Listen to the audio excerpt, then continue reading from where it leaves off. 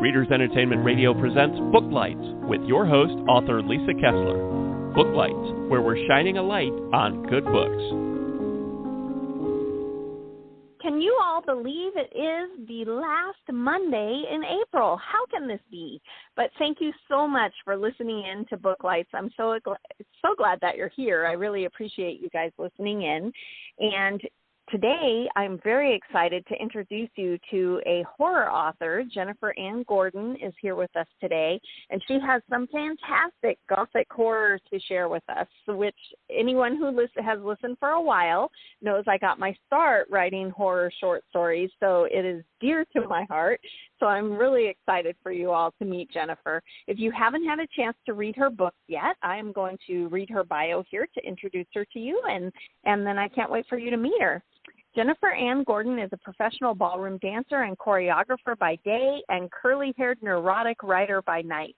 She's an actor, a traveler, a photographer, a lover of Gothic horror, and a dog mom. She lives in the wilds of New Hampshire with her partner on and off the dance floor. Her novels include the Kindle Award for Horror for 2020 with her winning book, Beautiful, Frightening, and Silent, as well as the horror Gothic novel From Daylight to Madness. And today we're going to be talking about When the Sleeping Dead Still Talk, which is the second book in that series. She also has a published collection of her artwork titled Victoriana, and you can find out more on her website. Her website is gorgeous, you guys, so click on that link. I put it right there on the Blog Talk site, or you can, if you're listening later, you can click on it too. She's got gorgeous pictures on there and lots of interesting things over on her site, so be sure you go take a look. So without any further delay, you there, Jennifer? I am here. Thank you for having me, Lisa. Oh, I'm so glad you're here. So you want to tell everybody why they should go grab When the Sleeping Dead Still Talk? What's it about? So I'm going to try to give a non-spoiler kind of description of When the Sleeping Dead Still Talk, because it is like the second part in a two-book series. So I will just say it is the second book in my hotel series, and the hotel series is a Victorian dark Gothic tale about a hotel on what seems to be probably a haunted island, and this hotel is not really a hotel but more of an asylum. And When the Sleeping Dead Still Talk focuses on my character Francis, who is a supporting character in the first book, From Daylight to Madness, and it explores why he is on that island, how long he has really been there, and kind of what has shaped his past to get him to where he is in the present day of 1873. He suffers from a lot of, repressed memory, and he loses time a lot, and he hallucinates. So a lot of Francis's life might not be what he thinks it is. So this book is a deep dive into mesmerism and repressed memories and falling in love with a hallucination. And it's kind of got a mystery at heart, because you have to figure out what it is what his original trauma was that made all of this, happen for him. Right. I love that. And it has, from what I was peeking around at on your website and on Amazon, it sounds like it has kind of an feel with Annabelle and, the standing on the cliffs. And is that kind of what you were going for? It definitely does. I'm sort of obsessed with islands, especially like cold water, northern Atlantic islands. So the three books I have out right now are all set on the same fictitious island off the coast of Maine. There's just always been something that's drawn me to the ocean and cold water and drowning and haunted hotels. I love it. And trauma. Yes. Right. Well, and haunted hotels is one of my favorite things, because there's so many people who come and go, and some who never go. And when I think about some of my favorite reads over the years, like The Shining with the Overlook Hotel, and I love 1408, that short story about the haunted hotel room where bad things happen. And I think that if you're a horror writer, there's lots of stories to be told there, right? Yes, I agree. And especially, so this hotel in my book is, you know, they still refer to it as a hotel. Nobody refers to it as an asylum, but it is definitely a place that people are sent by their families in order to, they're cared for by basically being drugged into these like hallucinogenic states. And because there's no such thing as real care for the mentally ill in the Victorian era. It's not what we think of today. It's not care. It's just placating them. So I love the idea of some of these people are sent to this hotel, this summer hotel, every single year, but they don't need a hotel. They don't need a vacation. They don't need a rest. What they need is somebody to listen to them and to understand why they do the things they do. So this is my hotel. It's like a love story between The Shining and, you know, Shutter Island. Right. And what is it about Gothic stories that draw you to it? Like for people who maybe haven't read a Gothic or they're not sure what that is, what's your description of that for readers who are listening? So the easiest way for me to describe it, and the definition I like the most, is that in Gothic horror fiction in general, the past is still alive in the present. So that can mean anything from a ghost or being haunted by your memory. Some people, you know, Dracula and vampire books are considered Gothic fiction, and it's the same thing. If you think about the actual root of that, is the past is still alive. So a vampire's lived for, you know, hundreds and hundreds of years and they're still alive. I don't write vampire books yet. I mean, who's to say I won't? Right. I tend to go more for people being consumed by their memories, almost to the point of madness. And is it a haunting or is it mental illness? What is it really? Is it a ghost or is it your regret? Is it guilt? And I love Gothic tropes, like the big old spooky houses and power going out and people having to walk around with candles. And I love a good crazy woman in the attic, you know. Right. Yeah. Do is it really a voice of someone trapped or is it in my head? Exactly. Like, why do I hear babies crying when there's supposedly no babies here? You know, that kind of thing. Right. Yes. Yeah, some of, when you're talking about that, some of my favorite, you know, Gothic type movies like Crimson Peak and The Others and stuff like that, you know, where The Others, you got to play with the light. One of my all-time favorites. Oh, me too. Yeah. Oh, such a great movie. I know. Yeah. So if you've ever, I don't know if you've ever seen The Orphanage. It's a Spanish film. Oh, just put that on the top of your list, because if you like The Others, you will just go crazy for The Orphanage. Okay, yes, I'll be all over that. I one of my fond memories of when my daughter was a teenager and she finally had discovered horror movies, and you know, back then there were, you know, it was like the torture horror movies, and I don't really go for that, but I like spooky. Nope. And so I had put The Others on for my daughter, and she was like at one point crawling over like next to my lap. She's like, "This is really scary." I said, right? Yes. That atmospheric. Love creeping dread. Yes, atmospheric. Mm-hmm. One of my books once, as they said, it gave them the same feeling as if you walk into an old room and you look at the wallpaper and there's something not right about the wallpaper. Like it's lined up just wrong. So instead of flowers, you see faces. And they said, that's how your book made me feel. And I said, thank you. That's exactly the kind of compliment I want. Yes, exactly, right?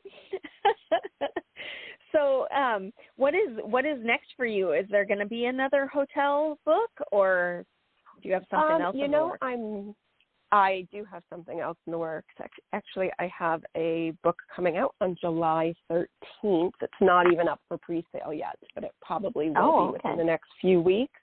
It is called Pretty Ugly, and it is like a literary horror novel. with some Gothic overtones, but it is very contemporary. Okay. I keep saying, you know, come for the body horror and stay for the weird love story. Yeah, there you go.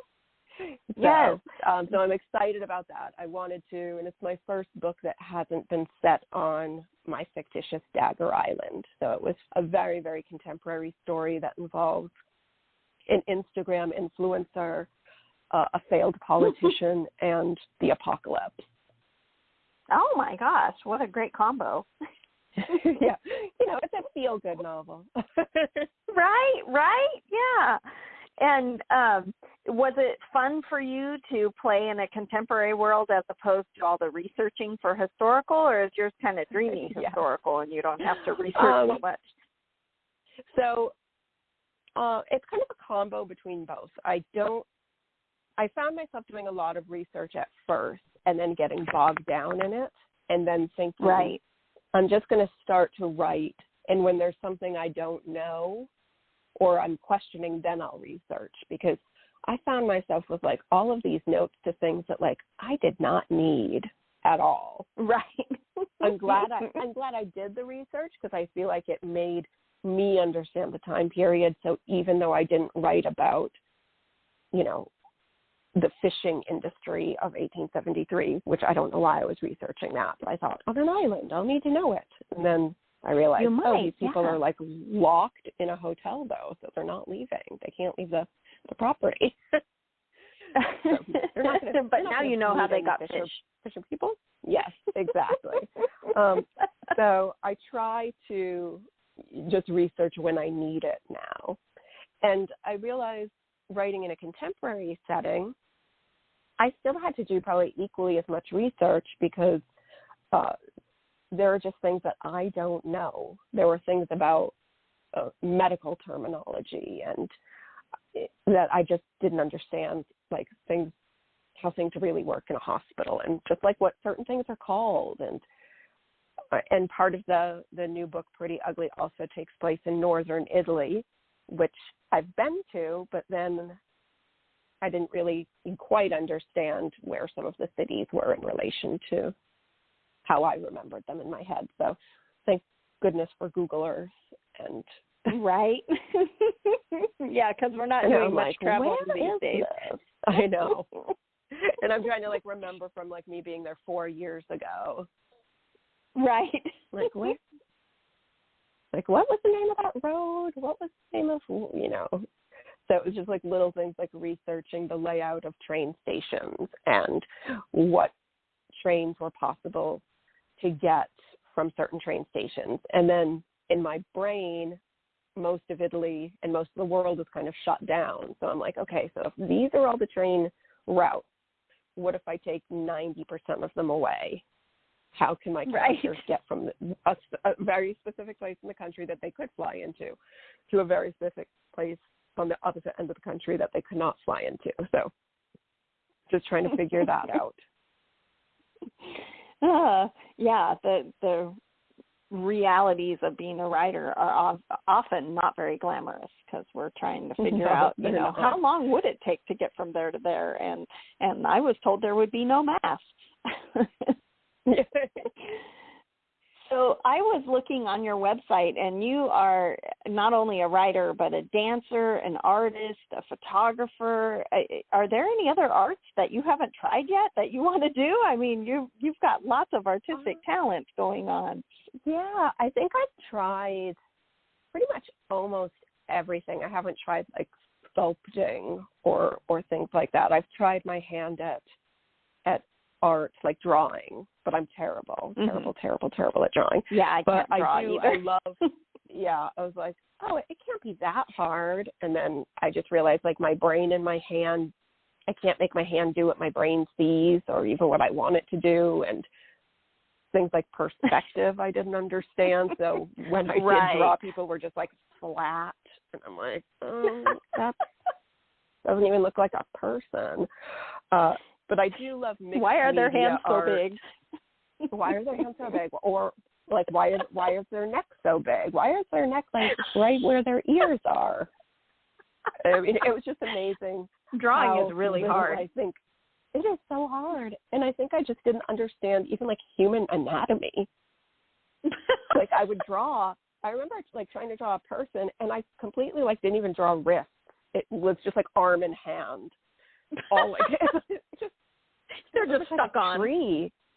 Just stuck on. And then I'm like, why does this look wrong? And somebody just glanced at it, and they're like, they don't have any wrists. And I'm like, oh yeah. Oh. Like it just that makes sense. But then I'm like, how do I draw a wrist? That's probably why I didn't draw it. Right. So drawing's definitely not for me. Yeah, I can't do that either.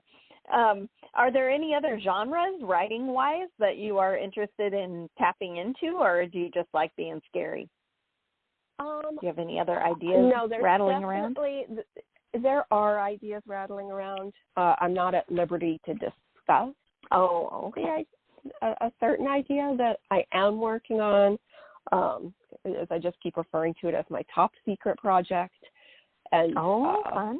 And my agent swore me to secrecy about this. So I will say it's not horror, but it's not. If that makes sense. All right. I think that's cryptic. That's good. Yeah, like because horror can be almost anything if you really think about it. That's true. That's very true. So I think I'll always be. I tend to write on the dark side, no matter what. So I would say don't expect a rom-com from me, or like erotica. I couldn't write that. I think I would just be bad at something like that. Well, that kind of dovetails into your writing journey. I always ask people, readers are always really interested in how that all happened. Like, did you always want to be a writer? Did you, wake up one day and go, hey, I think I have a story in me? Or, and then how did you progress from that idea to a finished book that got published? So I will say I always wanted to be a writer, and I always wrote poetry or little short stories. It was mainly poetry for most of my life. But I remember the first time I thought to myself, I want to be a writer, was in third grade, and I got a little poem published in like the Catholic school newspaper. And it was the first time I saw my name in print, and I thought, oh, that's kind of cool. And my parents were so excited. And right. Yeah. And I loved that feeling. And then I remember in sixth grade, we had a school assignment where we could write like any kind of short story we wanted. And for some reason, I was kind of obsessed with Nightmare on Elm Street at the time because I'd seen it, but like the TV version of it. So like all the gross stuff was cut out, but I'd seen it and loved it. So I wrote basically Nightmare on Elm Street fan fiction, which was cute. Horrible. Yeah. It was like Freddie and Nancy, like he's actually in love with her. So it has like kind of these Edward Scissorhand vibes to it, needlessly violent at certain points.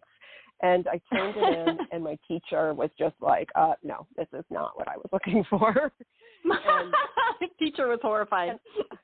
I know. The teacher literally just wrote the word no. I didn't get a grade. I just got a no. And I think that was when I thought, oh, I really should be a writer. You scared them. So, and then I did a lot of writing in junior high and lots of poetry for years and years. But I think as we get older, I went to college for theater, and I wasn't writing or anything like that. And you just start telling yourself you can't do things. So right, I told That's myself, very true. I can't be a performer and a writer. I have to be one or the other. One or the other. Mm-hmm. Yeah. Or, and then time goes by, and you just keep hearing the words like, I can't be a writer, and you realize you're telling yourself that. So right. my first book was Beautiful, Frightening, and Silent, And I thought of that idea 20 years ago when I was in school for theater. I wanted to write a one-act play with 3 characters, and these were the 3 characters who are my main characters in Beautiful, Frightening, and Silent. But it didn't really work at all for a number of reasons, including I couldn't create an atmospheric Gothic haunting on a stage with no budget and only 3 student actors. So that didn't work. Right. And then and like no budget and no understanding of like how to build a set or lighting or sound design. So, but other than that, yeah. So, and then about 10 years after that, I thought about that same story again, and I thought it would probably make a very good graphic novel.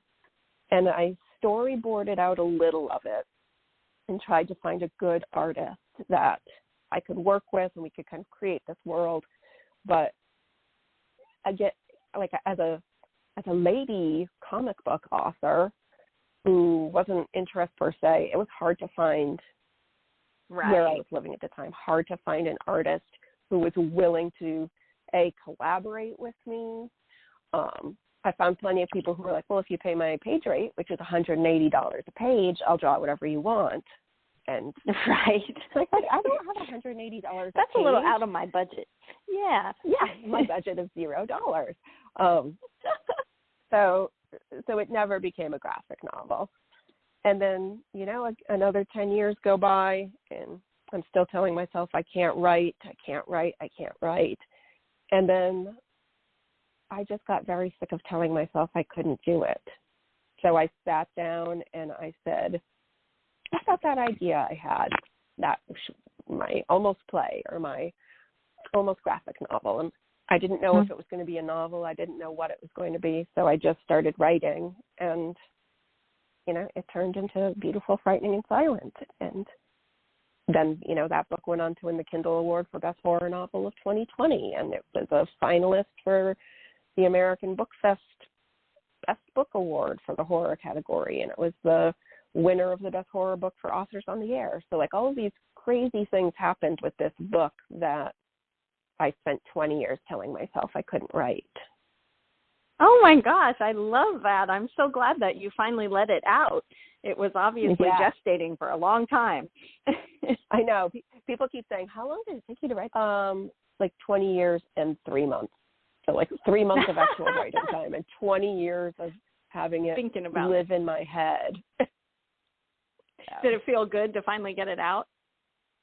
It did. And it became very different in a lot of ways. Like my main character, I originally thought the story was going to center on, a different character. And the one that I just had in my head is, he's just there to push the plot along, became my main character. And he became, probably one of my favorite characters that I've ever created.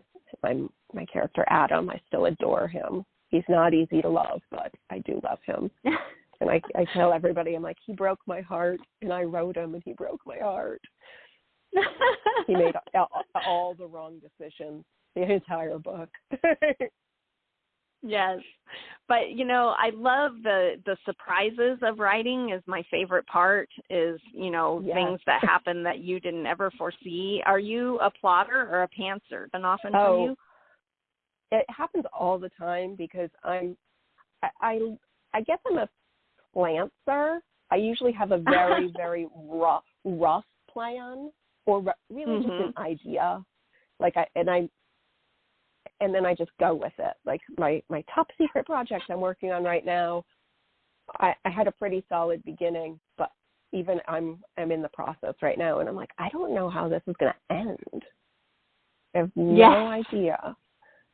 And that's unsettling to me because I usually know the end. I just don't know how I'm going to get there. And the few times when I don't know the end, oh my gosh, I feel like I don't know where I'm going.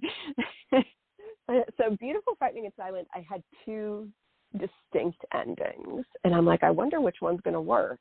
And it ended up I kind of morphed them together in a way. And From Daylight to Madness and When the Sleeping Dead Still Talk, I knew the end. And even Pretty Ugly, I knew the very end scene. But I didn't know at all how to get there. Right. But for me, at least if I know where I'm going, it's not quite as terrifying as when I'm like, I don't know where I'm going or what I'm doing, but I'm following you guys, so let's do this. Yeah. I mean, there were times I remember, because it was, writing in my bedroom, and I was writing beautiful writing in silence, and I started screaming, like, no, no, like screaming. And my husband came, like, running in. He thought something was wrong, and he was like, what the heck is going on? And I said, Adam just made the worst decision of his life. And my husband, who is an artist, but he's also logical, just looked at me and he said, well, delete it. He's like, you wrote it, delete it. And I said, I can't delete it. It's done. He's done it. And it was like one of those moments that changes the whole book. And I'm like, well, I don't know what's going to happen now. And my husband was like, you didn't know what was going to happen anyways. Well, I get weepy sometimes when I'm writing the books, and at one point I had a character that, oh my gosh, I had to get up and go in the kitchen and get Kleenex. I was just weeping, and my poor husband comes in there, are you okay? And I'm like, this horrible thing happened, and he's like, you know it's fiction, right? I know. He goes, you can change it. No, I can't. It has to be this way. Yeah. Once it came out, it's like you can't change history. Yeah, because moments in my book, Pretty Ugly, same thing, that I like literally left the room sobbing my fool head off, and I was like, I need a snack. And again, my husband's just like, are you stress eating because of something you wrote, like that made you so sad that you felt like you needed cake? And I'm like, yes. But they say no emotion in the writer, you won't have any emotion in the reader, right? Yeah. So I'm hoping with Pretty Ugly coming out in July, there's a huge chunk of that book that even through all my rewrites, I cried every time. And not necessarily because it was sad. Parts of it are sad, but parts of it are just like tender and beautiful and just like sad and gross. And because, it's the end of the world and people should be feeling all of these things, maybe that they've never felt before in their life, and they think it's too late. Like the world is frickin' ending, and I've wasted my life being a fictional version of myself I don't want to be. So I cried every single time I wrote it, rewrote it, fixed the grammar, fixed the comma, all of it. Just cried every weeping. single time. Yeah, weeping, full-blown ugly crying. And it was good to hear. I just got an email from one of my early readers for that, one of my ARC readers, and he said the same thing. He was like, I cried for about 20 pages, just like not openly wept, but like off and on, just like cried. He's like, it just was like, why are my eyes leaking? So hopefully. Hopefully. Well, I think that's a good sign. Right. You did your job. Yes, for sure. I did my job. So we're quickly running out of time, but I wanted to know where can readers get in touch with you? Are you on social media? Do you like to get emails? Do you have a newsletter? How do readers get in touch? The easiest way to get in touch with me is to go to my website, www.jenniferannegordon.com, and that's Ann with an E, and I know it's probably right below us in the show notes. That has links to my Facebook, my Instagram, my Twitter. I will say I'm very active on Facebook, my personal page and my author page. I'm active there. I'm pretty active on Instagram. I have an adorable dog. So if you like adorable dogs, definitely follow me on Instagram. Twitter, I'm there, but I think I'm all about the puppy assistant. Yeah, I know. I'm like, I feel like I wouldn't have followers on Instagram if I didn't post my dog. Right. My dog's like that too. My little Boston Terrier has a huge following. I love it. Well, thank you so much. Boston Terriers. Thank you. Oh, she's adorable. Yeah, thanks so much for being here today. It was great to have you, and I can't wait to read the book. Everybody go out and grab the new book, It's The Sleeping Dead Still Talk. It's hotel number 2. Should we start with number 1? Probably, huh? Yes, you definitely should. I mean, it can be read on its own, but it will not give you the emotional impact if you don't read From Daylight to Madness. Okay, so everyone who's listening, let's go get From Daylight to Madness and check in with Jennifer. And she's got a new book coming in July, so be sure to check that out. Thanks so much for being here. Thank you. Thanks for joining us on Booklights. Be sure to connect with us at www.readersentertainment.com for articles, blogs, videos, and podcasts that matter to readers.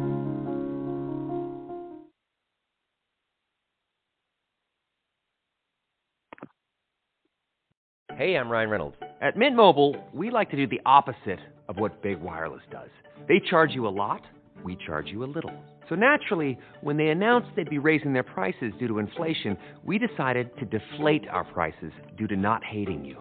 That's right. We're cutting the price of Mint Unlimited from $30 a month to just $15 a month. Give it a try at mintmobile.com/save. $45 upfront payment equivalent to $15 per month. New customers on first 3-month plan only. Taxes and fees extra. Speed slower above 40 gigabytes. See details.